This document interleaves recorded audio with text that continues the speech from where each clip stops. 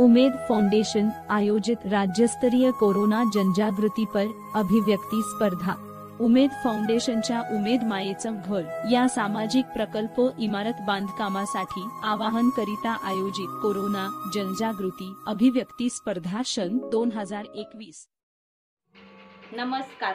उमेद फाउंडेशनच्या उमेद मायेचे घर या सामाजिक प्रकल्प इमारत बांधकामाकरिता आयोजित करण्यात आलेल्या जनजागृती अभिव्यक्ती स्पर्धा 2020-21 या स्पर्धेत मी सौ प्रतिभा अरुण विभूते वाघवे गावातील महिला, तालुका पन्हाळा, जिल्हा कोल्हापूर येथून सहभागी झाले आहे। या स्पर्धेत मी सहभागी घेऊन कोरोना जनजागृतीपर आधारित रांगोळी काढली आहे। सर्व पृथ्वीवर वाढता कोरोनाचा प्रादुर्भाव आपण सर्वजण पाहतच आहोत।